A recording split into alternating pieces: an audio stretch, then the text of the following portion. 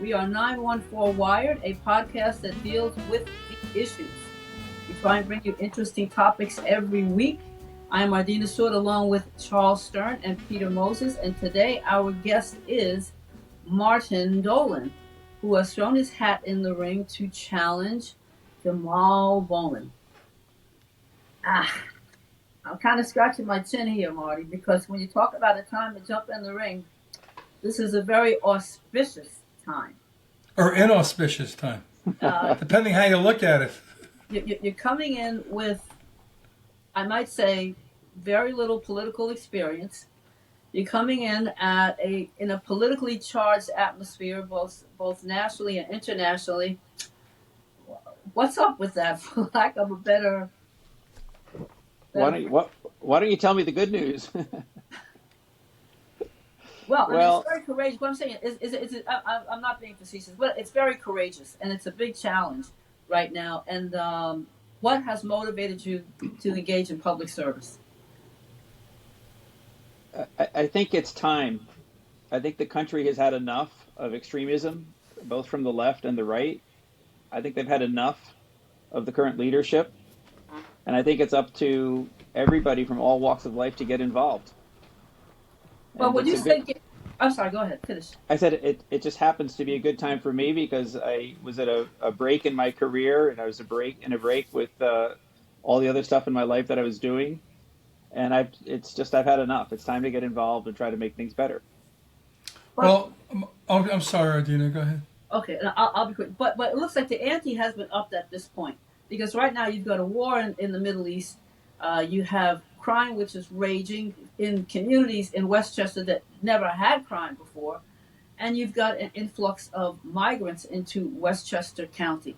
So, I mean, this is like the triple whammy. And for somebody who doesn't have a lot of political experience, you're going to be handed a big plate if you should win, particularly going up against Jamaal Bowman. Well, big plate. I think that when I was involved in the financial crisis back in 2008, we were in a room, a number of us, and there was nobody else. We were it. And I've been in those situations before. And I think if you don't look for the difficult issues, then you're right. You don't belong in the game. So it's really more a question for me of whether I thought the right people were in the room or not. And I don't think the right people are in the room. I think there's a lot of talented people out there who should get involved. I'm hoping that I get involved, and it sets a good example for others. But Marty, I need a little bit more. Like, who is Marty Dolan? I read the article in the Hudson Chronicle. Is that the name of that newspaper? Independent. Hudson Independent newspaper. Didn't say a whole lot. Are you a Democrat? Are you a Republican? What's the background? Also said he hasn't released his plank. Okay, so let's just start with the basics. I'm a lifelong Democratic Party member. I grew up in Irvington, New York, where I live now. I live actually in Dobbs Ferry, which is right next to New York. My dad was an immigrant, so he came to America from Argentina, and he set up on Main Street in Irvington. We were 9 people in 2 bedrooms, and then also he had his office downstairs, and also because his clients were, generally speaking, from the Spanish or immigrant community, he put his own X-ray machine in the basement. So he was a physician. He was a physician. He was a family doctor. That's right, and he's very well known in Irvington. And he took care of everybody in the village. And when I was growing up, then you had New York City turn up almost bankrupt. This was the 1970s. And my dad's comment, he was coming from Argentina. He said, "I don't understand this." He's like, in Argentina, we go bankrupt. This is the United States. How could this possibly happen? And so I got the bug, and I studied why it happened. The repercussions of that are still active in the body politic today. And I went off to Harvard Business School. I studied corporate finance, and I've been solving very complex problems all over the world for the last 30 years. It sounds like, I'm sorry, Charlie. There was a list of places where you've worked. Right. They're investment banks. And the investment bankers I know a lot about risk. They know how to organize risk and how to mitigate risk and how to benefit from risk. There's a lot of risk associated with running for Congress. The incumbency rate is like 92%. It's very, very high. You're running against Jamaal Bowman, who is a second-term incumbent. So why take on that risk? We'll come back to Bowman in a moment, because everybody is an incumbent until they lose. It's been the case with Bowman wasn't an incumbent when he won, and neither was Elliot Engel when he started. I was on the side of the investment banking business, which is the advisory business. I spent my last 40 years as a advisor to very sophisticated companies in the oil business, the retail business, and in the risk insurance business. So what you say about the trading side of investment banking is true, but I wasn't a trader. I was an advisor to the most sophisticated companies in the world, trying to help them untangle their problems, and in particular to what I call the world safety net. So the world safety net is what's there when the World Trade Center gets attacked, or when Hurricane Katrina floods New Orleans, or when there's a global financial crisis. And there's terrible, terrible, human loss, there's terrible tragedy. But in our sector, where I've been working for the last 30 years, our job was to make sure that it was at least the money was there to help the suffering and help the world recover. So it's a very sophisticated business, but I really look at myself more as like a business doctor than as a risk taker. And if you're a business doctor, that's how I think of myself, and you see what's going on in the political system today, you can't help but want to get involved, because it's a huge problem and nothing's getting done, and you need people who are willing to go in and try to fix it. You sound really sanguine and smart, and you've had a terrific career in the world of finance, and the political world is brand new to you. And not only are you running against an incumbent, a controversial incumbent whom a lot of people like, and a lot of people really don't like this guy. There is redistricting going on in this area, so some of the communities that Bowman had under his purview, he will no longer have. In addition to that, there is a strong likelihood that the county executive George Latimer is going to also run for this post. Are you worried that you're going to be buried under as someone nobody knows about, against someone who's been county executive and been in the county politic for decades, and a two-time incumbent, and now you? I'm not worried about that at all. It is what it is. I think when you've been the county executive for as long as George has been the county executive, when you've been the congressman as Representative Bowman has been the congressman, I would say we can start with Bowman if you'd like. When you go in, you're given a chance. That's the American way. Now, I tell this to my kids when they were 20. I was like, you can get hired. It's easy. You're going to say you're going to work hard, and when you're 20, by the time you're 30, you'd better have achieved something. So the fact that someone's an incumbent can work against them if their track record of achievement isn't there. And in the case of Latimer, I can't control what he does. He's focused on the municipal elections, which are right on top of us. We know that. But he's also been the county executive of the county that proudly boasts the highest property taxes in the United States. And that's been the case for 20 years. And all you've heard from politicians, whether they're the county executive or the assemblyman or the state senator, whoever, nobody's stepping up to do anything about it. But what's your plank? If you look at my statement, what I've said is that we really need to focus on the backbone of the county, which is the people who are the property owners, the people who've been overlooked, the people who were raided by the Republican Party when the Republican Party came in and took away SALT.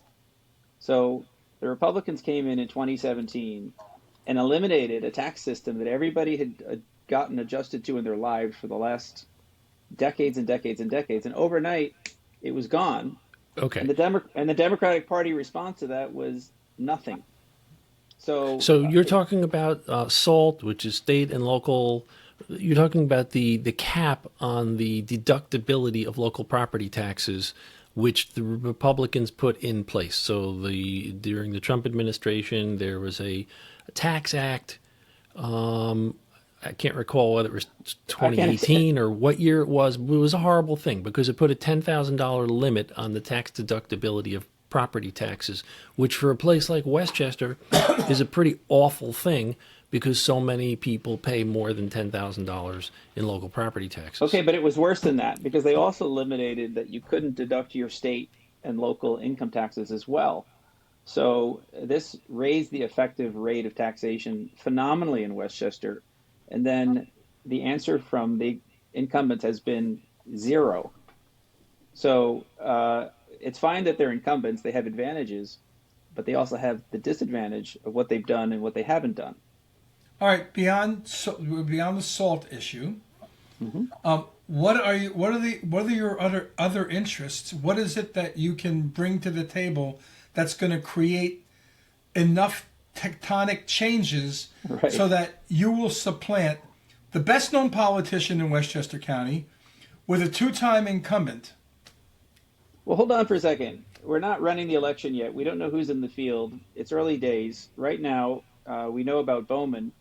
Let's talk about what I call the Westchester Pizza Party. Now, the Westchester Pizza Party is what's going on right now. And again, it's being led by the incumbents. So what happens is if you look at this map of Westchester here, the IRC, the Independent Redistricting Commission, is basically proposing, this is their proposal, that Alexandria Ocasio-Cortez become the representative of New Rochelle and Rye, that Mike Lawler become the representative of Greenburgh, Scarsdale, and White Plains. And basically what they're doing is they're taking Democratic voters and shipping them out to other districts. And then they're trying to push the 16th district down into the Bronx. Of course, they're trying to do this because they want to win back the 17th district from Mike Lawler. But what they're doing is they're disenfranchising Westchester's voters in their entirety, and in particular, the Jewish voters in the northern half of the county, who desperately want to vote Bowman out.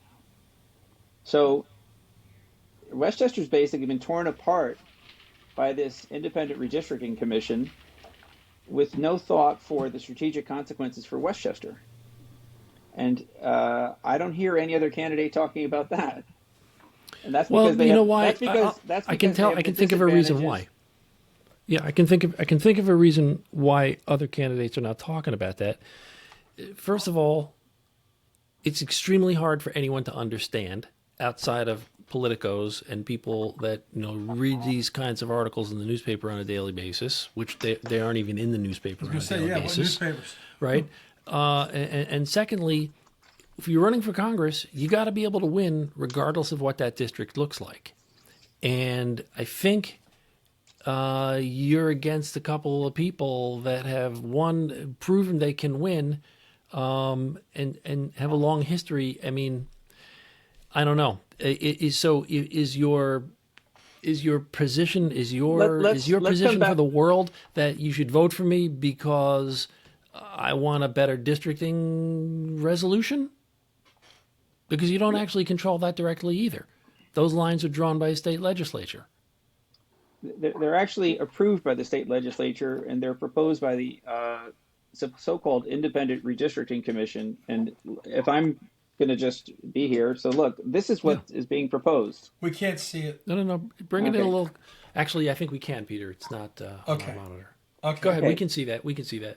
So this is what the people in charge of your county are proposing, the future of Westchester, which is that you have the New Rochelle and Rye connected to Great Neck and District 3.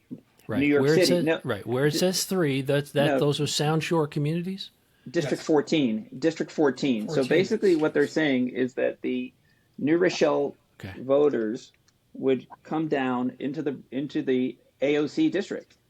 And then the 16th district would look, this little 14. area here, the 16th district here, is basically the Bronx River Parkway, going all the way up to the top of Putnam County. So I don't think it's hard to run against people who think that this is a good idea. I think this is, like, you'd have to be, incompetent to suggest that. And here is what it looks like now. It makes more sense to you. Which makes more sense because 16 basically is cut off at the Bronx border and then goes straight up the Long Island Sound, straight up the Hudson River, and captures the rest of northern Westchester. Right. And you then have what's called, in the political terms, you have something called an orphan county. So Westchester, the proposal, and this is coming from Ken Jenkins, who's the head of the IRC, the Plan A, which we're not sure it's going to go through because let's have the district line set like 1 week before the election. But the plan is to divide Westchester into 3 districts and to have Westchester be an orphan county with congressmen from New York, Lower Westchester, or the Bronx, depends on how you think Bowman is from, and from Rockland. So I think I'm already a good candidate for bringing that to the attention of your viewers. So And I'm not even know. in office, and I'm a good candidate. Well, you're certainly you're a good social studies teacher. I'll grant you that much. But do you think you can can you put that proposed map back on the screen? That was great. It's, by the way, this is on the New York State Independent Redistricting Commission website as Okay. Plan A. Now, the state Supreme Court still has to rule on it, and then the legislature, but this is their idea. This is their proposal for Westchester. Okay, so 14 is Andrea Ocasio-Cortez, and Yes. the area of 14 north of that Bronx border is currently in 16. So AOC would become, again, say which communities would move into 14?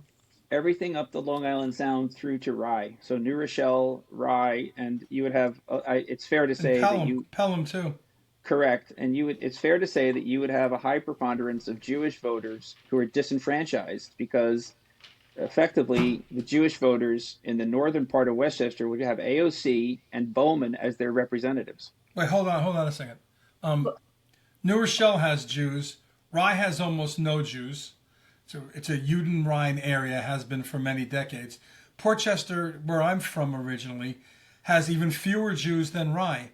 So, and you're talking about northern Westchester. That's not low. That's lower Westchester. That's Okay, not northern Westchester. hold on. Yes, this is lower Westchester, but when you look at 16, they're basically taking out White Plains and Scarsdale and Greenburgh.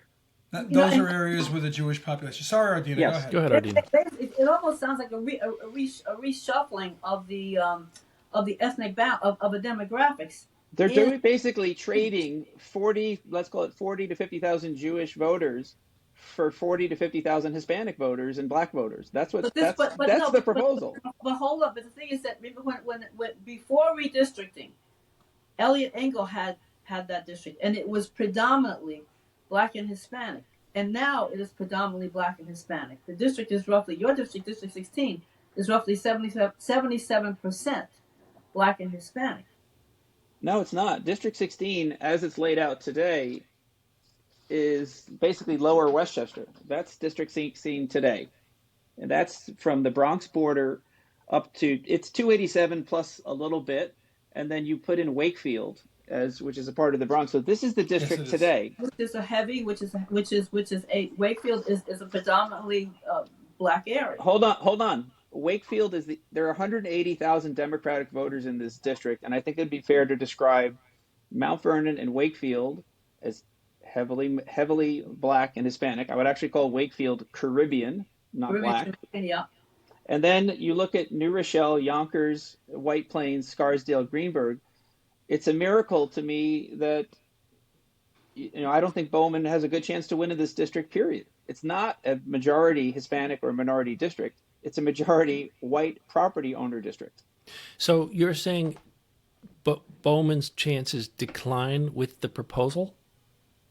I'm saying that this Democratic Party has a huge problem because this is put together when they thought Bowman was a good candidate. They're taking 40,000 northern Westchester voters and shipping them out, and they're putting in 40,000 Bronx voters. But now the Democratic Party is stuck because they know Bowman doesn't have a good chance to be a superior congressman in the long run.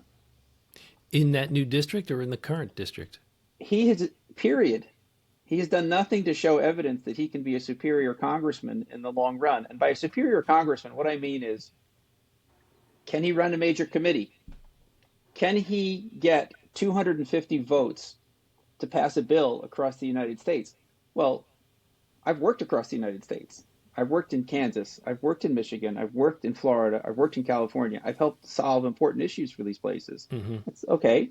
Now, I'm not networked. They're not going to, but you have to have shown evidence that you can work with sophisticated people in order to get things done at the congressional level. It's like in football, you get your quarterback from college. He has his first contract. We have the Jets, we have Zach Wilson, and we have Daniel Jones. Bowman's in the third year of his contract. Are you ready to give this guy a long-term contract? That's a good question. The fact is, the three of us are talking the way we are to you because we are political realists, and we also understand. We also understand politics to an extent that I'm sure you understand. You sound like a really, really bright policy guy. What are your other policies? I mean, you've now spoken about two things. What are you going to do about the schools? What are you going to do about the roads? I mean, there are a lot of things in Westchester that matter, bridges, those sorts of things. Where do you lie on these issues? You should ask your county executive and the state assemblyman about those. But issues. I'm asking. That's right. You're right. But I'm asking you. I'm not running for county executive, and if I was, I'm asking you. I'm asking you. I would say I'm going to find a way to cut taxes for the property tax owners. It's the number What one about thing the they things should be I doing. just raised? Those things matter. Ardina lives in Yonkers. Charlie lives in Pelham. There's flooding all over the place. If you're going to be in Congress, I mean, you're going to need to have more than two issues. And we'd like to know what these other things are. Hold on. You're also going to need to have a good relationship with Mike Spano, which your current representative does not have. He has a terrible relationship with Mike Spano. But you're not answering my question. Well, I mean, it's one thing to have a relationship with Mike Spano, but when you look at a lot of the, when you look at the politics of the moment, there's some things that Spano cannot manage. For example, I mean, here's the illustration. A week before 100 migrants were dropped off at the Ramada Inn, nobody told Spano they were going to be there. He got a phone call the day before they came, and he was, as in the vernacular, he was gobsmacked. So Spano's answer was, well, what am I supposed to do? Now I have a bunch of families that are going to need special care. The kids are going to go into an already overburdened Yonkers school system. So what am I supposed to do with this? What did his congressional representative do about that? Well, again, Jamaal Bowman is part of the progressive movement, which I would say is in favor of open borders. But right, I'm not in favor of open borders, so let's go there. But then again, okay, so you're not in favor of open borders, but at the same time, there are a lot of politicians who are not in favor of open borders. And these are Democratic politicians who have been begging. You see the headlines every day where people are begging, Adams in particular, begging Biden to do something, help the cities. We can't handle this influx, and nothing has been done. Ardina, so then are you in favor of a path to citizenship? Are you in favor of a path to citizenship for the DACA kids? They have. They keep saying that there is a path to citizenship. No, he's talking about to Marty. To Marty, go ahead. I thought it was good that you guys were interviewing Ardina. I thought that was. I'm sorry. Go ahead. I think the whole thing is a mess, and it reflects badly on the Democratic Party. I think, again, as I said, my dad was an immigrant. I think this is a country founded on immigrants. That's fine. That's like saying motherhood and apple pie. Exactly. Thank you. You have to have a system where you have a defined number of immigrants that you can handle, and where you say that you're going to have this many who are, for example, PhDs. I know Leonard Bernstein was an immigrant. That's great. The guy who founded Google was an immigrant. That's great. And I think you need a policy, and then you need to stick with it. I think saying that you're a sanctuary city is like a clarion call. My family's from Latin America. People are lining up to figure out. It's like saying, come to New York and we'll put you in the Roosevelt Hotel. It makes no sense. Okay, so that's an issue. That's it. What are the other issues? Listen, I'm not sure you're understanding what we're trying to do here. Let me just finish, please. I wasn't interrupting you. Ardina was interrupting. We're trying to tee it up for you to state who you are beyond the two or three issues you've identified. What else? Okay, so I'll start by saying I'm a very, very sophisticated, highly trained, financially smart person, and not a lot of those in the Democratic Party. And you have $2 trillion of debt that we took on for COVID at 0% interest rates. Good. That was probably the right thing to do. Now interest rates are 6%, 7%. This is a different ball game that we're going into. The next 5 years are going to be a different story. You're not in a free lunch situation anymore. I don't think Congressman Bowman, I don't think George Latimer, I don't think there are many people in the Democratic Party who have my experience in finance who can help tackle those issues. So that's number one. Number two, And what does that mean? Does that mean a financial restructuring of the national debt? I need a little bit more. Marty. Some meat on the bone. Because there's a lot of smart people. There's plenty of people with Harvard MBAs, and there's plenty of people out there with experience working on Wall Street, investment advisors, in politics. I'm sure of it. And I think it's admirable and useful that you can get along and speak that language. What are you going to do? I'd like to see those guys run for Congress in the 16th, 17th, or 14th. If they had the guts to do it, we'd be better off. But I think you have to look at, again, second thing, I've had much more international experience than most people who run for Congress. And if you look at the way most countries run their federal tax systems, because we have to talk about this at a federal level. It's nice to talk about the state issues and the city issues, but at the federal level, we're still taxing income and we're not taxing consumption. So this isn't too sexy, but it's super important because basically the more income that you can give people to keep and put in their pockets, the lower you can make the income taxes, and the more that you can tax consumption, the better. Now, this has been a long time since a Democrat talked like this, probably more of a Republican issue. But it's I can't believe I'm hearing it. So you're saying the more you tax consumption, the better?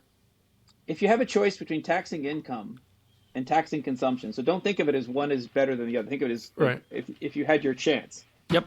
So you'd rather give people the income and then let them decide to save it or spend it, right? Right. So you're tilting, would you tilt toward what, a value-added tax?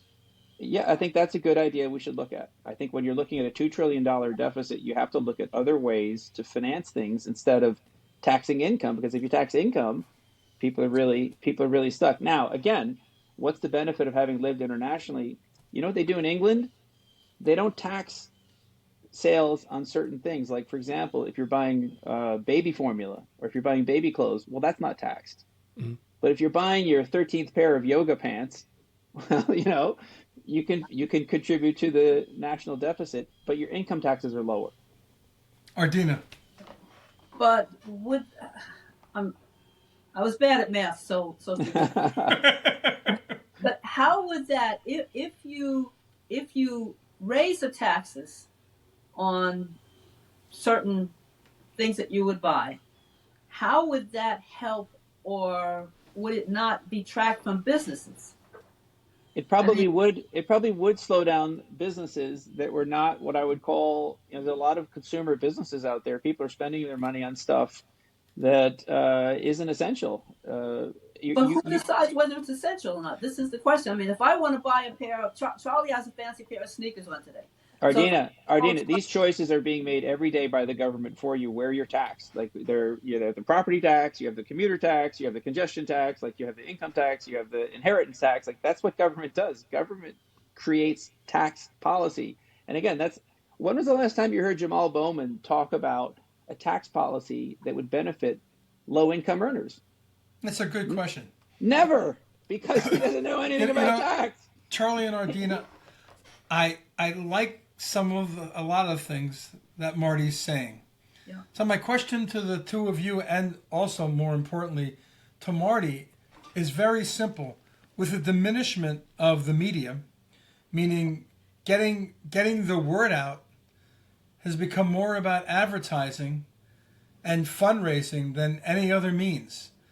How are you, a political unknown, going to raise sufficient money to get your queue up there with an incumbent Congress member and probably a county executive who has never lost an election in his life?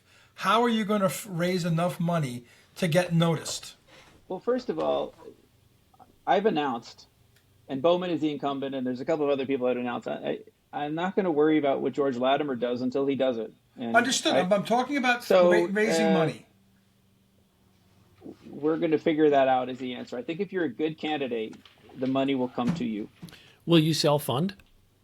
I'm self-funding so far, and I am able to self-fund a lot, but there's no point doing something unless other people are supporting you too. You can't be, running down the hall on your own. So I'm self-funding for now. I'm able to self-fund for a long time, and I'm planning on getting support by being a good candidate. And whether that's this district or a modified district, it doesn't matter. I'm still going to go in there and beat Bowman.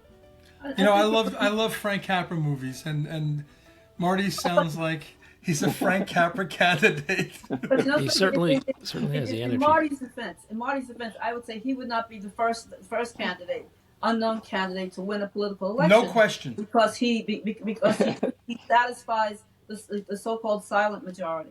He's also smart and very likable. Marty, you're smart and very likable. You're going to have to raise some money so other people know about it. Well, you could also use this podcast to help get the word out. I hope we can just keep talking about this stuff, because I think there's a lot of really quiet people who are very concerned about what's going on in this country, and I'm not all that. There are 10,000 people like me, but if we can get them in, things will be better. Our guest has been Marty Dolan. Marty is stated that he is going to run for Congress in New York's 16th Congressional District. And Marty, thanks for coming on 914 Wired on behalf of my co-hosts Ardina Seward and Peter Moses. Thank you for sharing your perspective. Alrighty, folks, that's it for 914 Wired this week. Ardina, are we working on anything for next week yet? We are indeed, and we'll have that posted up in a day or two. All right, cool. Yeah, things are moving along here. This is actually our 10th podcast episode. The show is on for 13 years before it was a podcast, but it's been a podcast for 10 episodes now, including this one. And we have the Facebook page, 914 Wired. We've got my personal profile page on Facebook. Have you looked at my Substack lately? Yes, I have. Posted a new article up there about different things that are going on. So thank you for tuning in, everybody. This is 914 Wired, and we'll see you next week.